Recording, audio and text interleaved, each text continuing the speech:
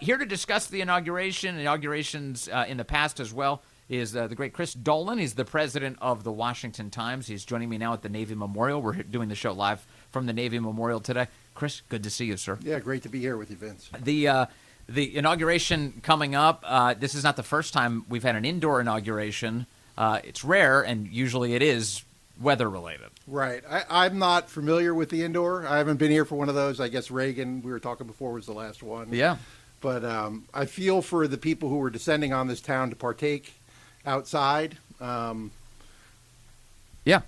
Right now, trying to even get to this building with all the work going on outside, all That's the right. barricades, everything that's going on, I just feel it's unfortunate for the people who are coming here to really see it live. Sure. Now, obviously, they can stand outside and watch on the screens, but it's different than being out on the lawn at Congress, looking up and seeing a new president. Yes. and the transfer of power. It's an exciting thing to be participate in. Very exciting. And, and I think for a lot of Americans, well, one, just at its core, it's kind of cool to see a president of the United States. That's neat at its base. But we're living in such a unique moment now where you certainly have a lot of division in the country, and a lot of people have placed their hope in President Trump specifically to kind of turn things around and have fought for the outcome that we're going to witness come Monday, which is that he swears in again as president of the United States. So a lot of excitement about this presidency. They had I was seeing reports of 250,000 ticketed guests for the outdoor inauguration. That's not the way it's going to be conducted, but that's fine. I think for a lot of Trump supporters, they look at it and they go, whatever, just keep him safe, get him sworn in, and get him about the business of the American people. Right. Now, there's definitely a contrast from the first time he was inaugurated, when the mainstream media was really going after him and had already begun and had been going on for months. But with the popular vote win, yeah, and all the issues that we've been facing over the last 4 years, there is a palpable sense of optimism, even with people who you engage with who are not moderate or conservative. They're far left. So right. They don't reveal it a lot, but people are concerned about the crime. Like, we know why he was able to pull off this victory, and a lot of it had to do with policies that have put American cities in a position that people are not very comfortable with, besides all the pocketbook issues. The cost of living, crime, the state of our border, all of the illegal immigration. There's a lot of people who've woken up to the misery of it all and said, well, wait a second, I preferred my life under Trump. So that's how we got here for sure.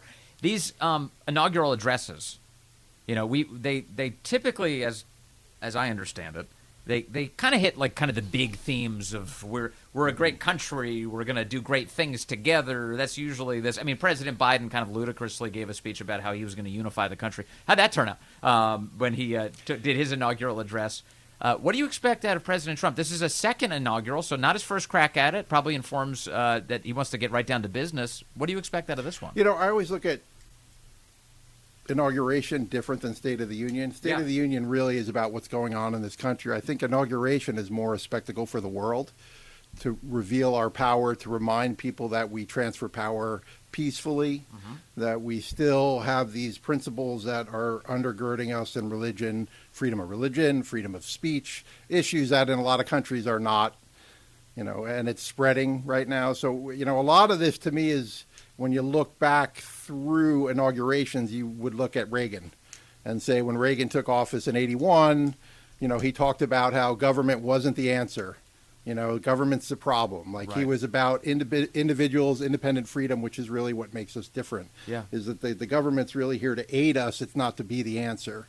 And you see the evolution of it. I think we're back to that with Trump. I think Reagan's strength through power, Trump's strength through power. Yes. People want people in that position, and we see what happened with the hostages. Yeah. The minute Trump started talking about it, there was a change of heart and things were done, and basically the same deal that was on the table for months is accepted, right? So I think that I really do see a correlation between the philosophy and why people are responding to Trump, because they have respect for the straight, direct, honest approach to a lot of things that they believe in their small towns. Well, I mean, he's more mainstream than anybody. And like Reagan, he's got an optimistic vision of the country. He thinks highly of the people who populate it. He believes in our greatness, is unashamed to say it.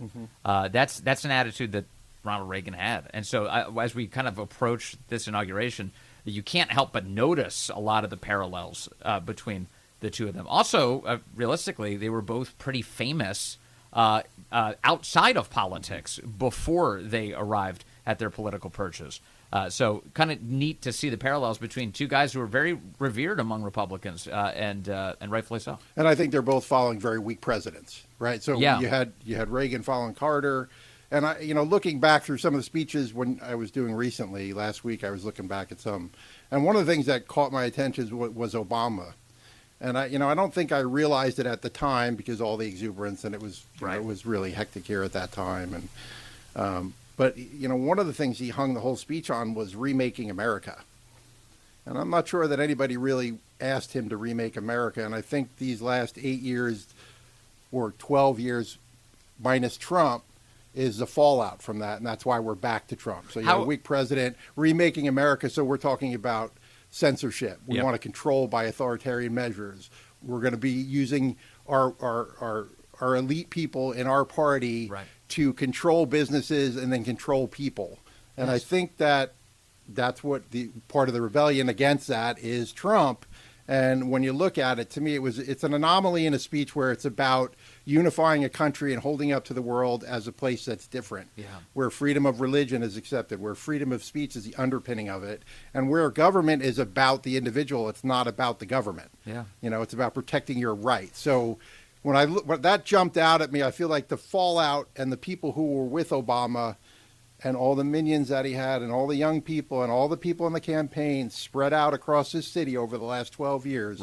And when I saw the comment from Zuckerberg about how the Biden administration was dealing with Facebook, about you pick up the phone, they're cursing at you, they're telling you what to do, I saw that happen when Obama took office.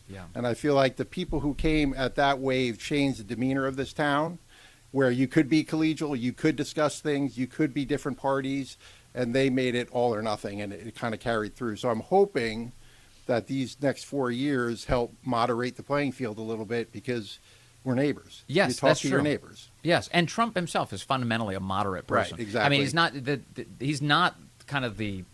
he's not anything the media has told us broadly that he is, and the voters were able to see through the caricatures, which has been nice.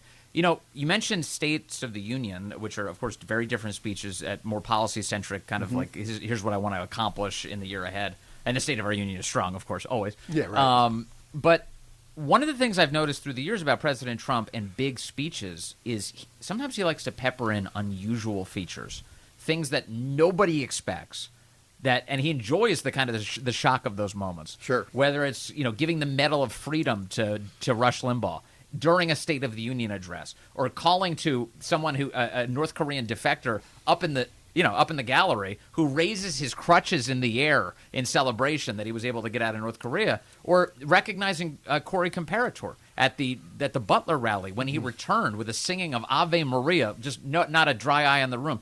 The guy's good. He knows how to make these big events into something, frankly, unusual. Do you expect unusual moments at all on Monday? Oh, yeah, you'd have to expect that. Like you just outlined a bunch of reasons. I mean, he is P.T. Barnum. He knows how to get the circus going and get people paying attention, and that's one of his strengths, because he used that to get people focused on the issues that matter to you. So when you ask me about what issues are going to be, or what do you think the State of the Union, he's definitely going to touch on a couple things. He's going to touch on immigration, because I think he thinks it's the core of why he was elected. How do we fix the situation we've been dealing with for not years but decades? And depending on who you talk to, some of the immigration experts are talking all the way to 84 when we changed policies that has put us in the position that we are now. So with all the social media and everything and technology, as the world's theoretically compressed and everybody's closer and knows more what's going on, I feel like the electorate and people know less than ever before.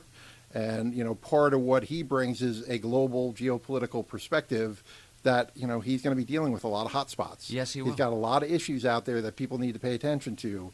Asia, Ukraine, how do you deal with Russia? The fact that he's invited all these world leaders to our inauguration. It's a little bit different. It's not the way it happens. He's invited Xi, and, the vice president is showing. So some of that, to me, it shows his awareness of, you can go at China and you go at them as a competitor. They're a competitor right now.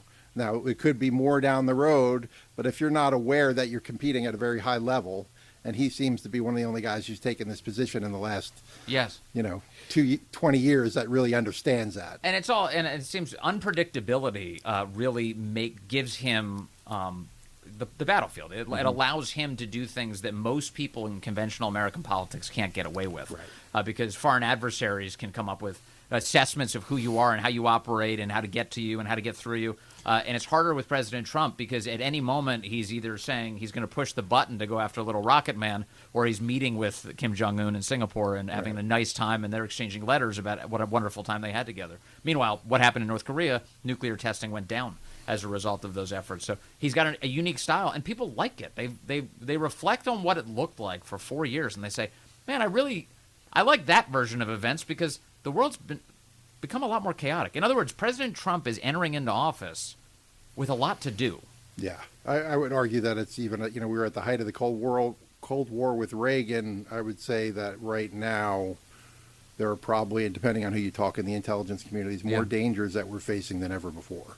So especially with Syria and our bungling over there over the last 4 years, we have no human intel over there.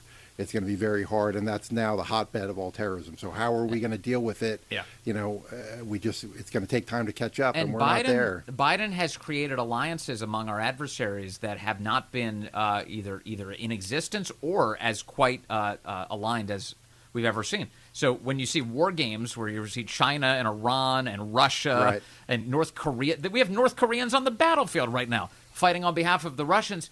This all happens on Biden's watch. You're watching America's adversaries all coalesce together in shared purpose, and meanwhile, that's a big problem that President Trump's going to have to face. Exactly, and I think what you saw with the electorate is that who people want to face it, right? We know what's going on in the Ukraine. As much as the narrative was pushed about he had too cozy a relationship, we know that was all misinformation. Yeah. The reality is they know that he's going to be a straight shooter with them. But people who don't necessarily know exactly what he's going to do, like you've mentioned before, he can be out of the box, is very helpful.